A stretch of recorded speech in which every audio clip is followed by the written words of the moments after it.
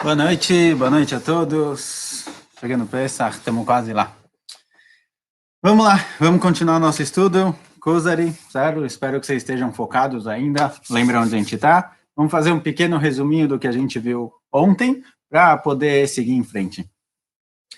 Ontem a gente viu que o Haver discute com o Kuzari alguns pontos a priori não muito significativos. A gente está lendo um livro sobre as bases do judaísmo, a base da fé, da emuná judaica. Entra aqui o Haver entre umas questões aparentemente não muito significativas. A primeira questão que ele fala é sobre a língua, o fato de cada povo e povo ter uma língua própria. Depois ele fala de coisas que a gente encontra que em muitos lugares tem, de um lado até o outro lado do mundo, as semanas duram 7 dias, geralmente todo mundo conta de 1 a 10, de 10 a 20, a questão da contagem dos números decimais. Então o Haver, a priori, meio que mudou aqui de assunto, começou a bater papo, digamos assim, certo? Se até agora ele estava dando um shiur, estava ensinando o Kuzari, e de repente eles começaram, uma coisa levou a outra, eles começaram a bater papo. No dia a dia pode ser que isso aconteça, está conversando com alguém de um assunto importante, e de repente uma coisa lembra outra, a associação te leva a outras questões, você discute alguma coisa e volta para o original. Mas isso daqui é um livro, certo? Esse daqui é um livro, ele é feito de forma clara, de forma construída. Num livro não tem nada por acaso. Então, se, por exemplo, imaginem estar num livro de história, certo? Qualquer livro de história, de historinha, de romance, qualquer coisa que vocês leram. Geralmente, os escritores não colocam nada sobrando naquele texto. Toda história que acontece, tudo que vem, que é escrito lá no livro, toda passagem, tem algum sentido para a história em geral. Não vai ter lá uma historinha à parte que não tem nada a ver com o que está acontecendo, uma historinha extra. Então, o que o Haver, o que Rabi Yehuda Levi, na verdade, está querendo aqui da gente? Por que ele falou essas coisas? Então, ontem a gente explicou o seguinte, a gente entendeu que, digamos assim, se você encontra duas pessoas de olhos verdes, isso quer dizer que eles são irmãos? Não necessariamente, os dois têm olhos verdes, isso não quer dizer nada. E se os dois têm a mesma cor e tipo de cabelo? Talvez, são parecidos, mas não quer dizer muita coisa. E se de repente você começa a ver que a feição dos dois é muito próxima, certo? O lábio, o nariz, os ouvidos. Quando você começa a ver uma semelhança entre os dois, você entende que os dois a priori são irmãos. E daí que os dois são irmãos? Quando você diz que os dois são irmãos, você diz que eles vêm, na verdade, de um lugar só. Eles têm os mesmos pais.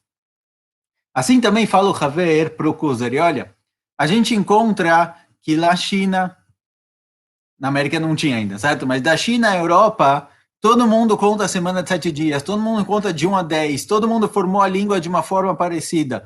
Todos esses detalhes, todas essas semelhanças em pontos pequenos mostram que tudo vem do mesmo mecor, tudo vem da mesma fonte. E assim também os povos, cada povo e povo, eles todos vêm de algum lugar, existe algum boré, existe algum criador que ele começou tudo isso. Então, esse daqui é um dos pontos que o Haver está ensinando para o Kuzari. Então, essa conversa que parece que saiu do caminho, na verdade, ela não saiu do caminho, ela tem o mesmo sentido, certo? Ela está continuando. Amara Kuzari, agora, uma das coisas que o Haver falou é que o mundo tem 4.500 anos, certo? Isso daqui era na época de Rabi Yehuda Levi, 400 anos antes. Fala o Kuzari, será que sua emuná, sua fé de que o mundo tem 4.500 anos, mas será que o que Anshe Yodo, as pessoas da Índia, falam, será que isso daqui não vai balançar um pouco a sua fé?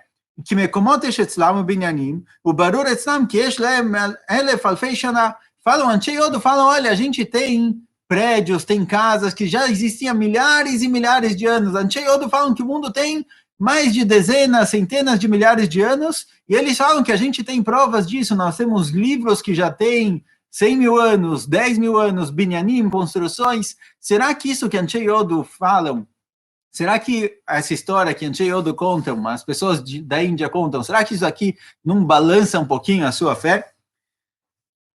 Antes de ver a resposta do Kuzari, do Haver para o Kuzari, vamos só entender um pouquinho o que Anshe Yodo querem dizer com isso. O que quer dizer? Qual a diferença se o mundo tem 6 mil anos, no mundo judaico, ou se o mundo tem milhares de anos? Por quê? Porque essa é uma questão tão importante. Lá atrás a gente discutiu a questão se o mundo teve um início ou se o mundo sempre existiu. Certo? Lá a gente falou que a diferença é se o mundo foi criado por Akadosh Baruch Hu ou se o mundo sempre existiu. A diferença é a questão do mussar, da ética. Se o mundo foi criado, ele tem uma meta, ele tem regras, ele tem leis, ele tem uma ética, tem um certo e existe a verdade que tem que ser feita. Se o mundo sempre existiu, cada um faz o que quer, não tem certo e errado. Não tem começo, meio e fim. Então, qual seria a diferença se o mundo tem 6.000 anos ou se o mundo tem milhares e milhões de anos? Por que a gente se importa tanto com essa contagem? Por que é tão importante saber que a gente está no ano 5.780? Qual a diferença? Falar que a gente vem de Avraham Avinu, Yitzhak, Yaakov, falar de quem a gente veio, quais são as nossas bases, as nossas fontes, isso tá bom, isso tá ótimo, mas qual a diferença saber quantos anos tem o mundo? Então presta atenção. Essa explicação é do Rav Cherke, certo? Eu uso aqui alguns livros para preparar o shiur. Um deles é o livro do Rav Cherke, um dos rabinos aqui de Jerusalém, do Machon Meir. Ele explica o seguinte: uma pessoa vive em torno de, digamos, 80, 90 anos. Quando ele era pequeno, ele conheceu o avô dele. Quando ele ficou mais velho, ele teve netos. A gente tem aqui umas 4 ou 5 gerações em que a pessoa tem algum contato, conhece. Ou seja, um total de mais ou menos 150 anos. Certo? Cada pessoa e pessoa, digamos que ele vive há 70, 80 anos, ele tem contato com em torno de 150 anos. Uma pessoa que tem contato de 150 anos de 6.000, significa que o contato dele com o mundo, o que ele faz na história, o que ele cria, é significativo. 150 de 6.000 é um número, é uma quantidade significativa, certo? Não fiz as contas agora, mas dá mais ou menos vezes 4, 2,5%, 2,5% da história, talvez? Não. Vezes 4 vezes 10, sim. 2,5% da história, quer dizer, da história do mundo vai do 0 aos 6.000, você está em 2,5% da história. 2,5% é uma quantidade gigante. O que você faz no mundo é muito significativo. Agora, se o mundo tem milhares e milhares, centenas, dezenas de milhares de anos, o que são 150 anos na história? É nada, é 0,0%, 0,1%, é uma quantidade mínima. Isso significa que o que você faz não vale nada. Se o mundo tem milhares de anos, então cada um que veio 50, 60, 70 anos não faz muita diferença. Mas se a gente conta todo ano, o mundo tem 5.780 anos, quer dizer que você participa de 2,5% da história do mundo, isso daqui já é mashmalti, isso é significativo, o que você faz tem valor. Então a contagem do ano é muito importante. De qualquer jeito, o Haver pergunta, o Kuzer pergunta para o Haver, olha, o pessoal lá na Índia fala que o mundo tem milhares de anos, eles falam que eles têm construções e livros que já têm há mais de dezenas e centenas de milhares de anos. Será que isso não balança um pouquinho a sua fé? Fala o Haver, olha, ele não usa essa linguagem, mas fala o Haver, isso daqui é fake news. Eles não têm nenhuma prova disso. Eles falam isso só para incomodar as outras religiões. Eles falam de pessoas que não têm nenhuma prova de que eles existiram. Eles falam que construções têm milhares e milhares de anos sem nenhuma prova clara. Eles simplesmente falam isso porque eles gostam de incomodar, de provocar os outros, falar que eles têm muito tempo, que eles já existem há muito tempo, mas eles não têm nenhuma prova real disso, certo? Então não precisa levar eles a sério. Isso vale muito hoje em dia para a internet, você vê um monte de notícias, um monte de comentários, o que fazer, o que não fazer, até mesmo no mundo da Halakha, você encontra pessoas falando como tem que se comportar de uma forma de Halakha, acho que o Ravush falou sobre isso algumas vezes. Tem que saber de onde veio, tem que saber por que o cara está falando isso, de onde ele tirou, às vezes é qualquer um que decide colocar na internet e falou, isso se espalha, viraliza e você acha que é verdade, certo? Não existe isso, tem que saber que às vezes não tem fonte, fake news. Isso é a continuação, porque o Kuzari fala, olha, tá bom, eu aceito a sua Taná, eu aceito o seu argumento com Anshei Odo. Realmente eles não têm nenhuma maçoreta, eles não têm nenhuma tradição de que isso seja verdadeiro, pode ser que é tudo inventado. Mas que você vai falar dos filósofos, os filósofos, eles são pessoas inteligentes, pessoas com muita cultura, muito conhecimento. O que você vai falar? Eles dizem que o mundo sempre existiu, e agora? Anshei Odo, tá bom, eles não têm nenhuma prova disso, não serve para nada. Não é pergunta para você, concordo. Mas e o que você vai falar dos filósofos? O que você vai falar sobre eles? Eles, aparentemente, eles têm uma opinião clara, formada, de que o mundo sempre existiu. O que você vai falar agora? Haver fala para ele o seguinte, olha, os filósofos são coitados. Anshei Odo, ou qualquer religião, pelo menos eles têm uma tradição, eles saíram de algum lugar, o pai passou, um filho passou para o outro, que foi passando de geração em geração, eles saíram de algum lugar lá atrás, eles têm alguma fonte. Os filósofos, os grandes filósofos, quem são os primeiros filósofos? Pitágoras, Aristóteles, Sócrates, todos esses filósofos saíram da onde? Eles saíram da Grécia. E de onde veio a Chokhmah? De onde veio o conhecimento deles antes da Grécia? De lugar nenhum.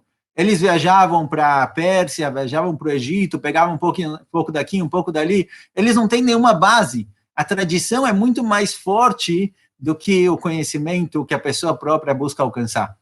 A tradição sobre o passado, o que aconteceu no passado ou não, é muito mais forte nas pessoas que viveram lá e passaram isso para frente, do que as pessoas que hoje em dia tentam analisar o passado, tentando decidir o que é, o que aconteceu, o que não. A nossa análise da história, se a gente se baseia simplesmente no modo como a gente vê o mundo e tenta analisar o passado de acordo com isso, não tem base para o nosso argumento. O nosso argumento pode fazer sentido, pode não fazer sentido, mas quando você tem alguém que viveu essa situação, alguém que lá atrás passou para frente o que estava acontecendo, isso daqui é muito mais verdadeiro. Então, os filósofos, por mais inteligentes que eles sejam, e ninguém duvida que eles sejam inteligentes, certo? O Rambam, por exemplo, fala que Aristóteles, ele é o máximo que o cérebro humano pode alcançar, certo? Ele usou o cérebro da forma mais completa possível. Do Kuzari também, a priori, ele fala, olha, se Aristóteles fosse judeu, nascesse judeu, ele seria o Rambam. Ele seria realmente alguém com conhecimento muito grande, mas não baseado simplesmente no que ele acha, no que ele chega à conclusão, e sim baseado em uma tradição, baseado em uma Masoret, certo? A Masoret, a tradição, é muito mais forte do que a sabedoria que a pessoa própria busca alcançar. E mais ainda, falou Haver, olha, todos os filósofos, preste atenção, embora eles usem palavras rebuscadas, palavras bonitas, eles parecem muito inteligentes, isso daqui nem sempre é verdade. Às vezes eles usam essa linguagem justamente para te enganar, justamente para parecer que você não consegue entender o que ele está falando, então você tem que aceitar da forma que é. De novo, isso ensina a gente que sempre que você vê uma notícia, sempre que você vê um argumento, um pensamento que a priori é estranho, que contradiz o judaísmo, contradiz alguma coisa em que você acredita, primeiro para ler. Não vamos ler só a Koteret, não vai ler só o título da notícia. Abre lá para ver o que está acontecendo. Só dar um exemplo, eu vi faz um tempo era um documentário sobre o ensino aqui em Israel. Certo? Era um comentário de um grupo esquerdista que estava falando sobre o ensino laico aqui em Israel, que é muito fraco. E lá, durante esse documentário, eles colocam lá que o ensino em Israel, ele está no 42º lugar na lista de melhores ensinos. Quer dizer, está lá para baixo, não tá nem nos 10 primeiros, está muito para trás. Bom, realmente incomoda. De repente você vê que o ensino laico aqui em Israel é muito ruim, talvez tem que mudar, talvez a política está problemática, tem que mudar o ensino, tem que mudar o Ministério da Educação. Bom, na hora que estava passando esse documentário, eu parei o vídeo para ver, e eu vi que estava escrito lá pequenininho que isso daqui, que o ensino judaico, o ensino laico em Israel, era, sei lá, 42º, eu estou chutando, não lembro exatamente qual que era, mas isso que estava lá para baixo era na nota de física de classes de 8ª série do ano de 2015. Quer dizer, eles pegaram o pior ano da pior matéria, da pior classe, e colocaram como isso daqui fosse realmente a nota geral do ensino. Então, às vezes, nas notícias, tem que prestar atenção se o que está escrito lá não é que pegaram um detalhe mínimo e tentaram falar que tudo problemático por causa disso. Às vezes, os filósofos gregos, por exemplo, usam uma linguagem de que é claro, é óbvio que o mundo sempre existiu, que ele sempre esteve aqui, não existe um começo, alguma coisa assim. Eles usavam essa linguagem, não muitas vezes para se autoconvencer, mas às vezes para convencer as outras pessoas de que eles estão falando é certo. Fala o Haver, olha, me mostra um filósofo com um argumento, uma prova clara, intelectual, de que o mundo sempre existiu. Se você tiver uma prova clara disso, tá ótimo, eu aceito, eu vou discutir. Vamos entender. Mas não tem nenhum argumento claro de que o mundo sempre existiu. Fato é, para a gente essa pergunta não é muito grande, né? Porque hoje em dia a ciência própria já chegou nessa conclusão, de que o mundo sim teve um início. Se o início foi a criação, se o início foi uma explosão, aí já é uma questão por si só. Mas o mundo evoluiu e mesmo a filosofia antiga já perdeu o status que eles tinham antes e já compreenderam que não era verdade o que eles falavam. Ou seja, quando você traz um argumento contra mim, vamos ver. Vamos analisar se ele é verdadeiro ou se não, certo? Essa é a primeira discussão, essa é uma das discussões que o Haver tem aqui com o Kuzari. Amanhã, Bezerra Hashem, a gente continua, certo? Tchau, tchau, até mais, boa noite.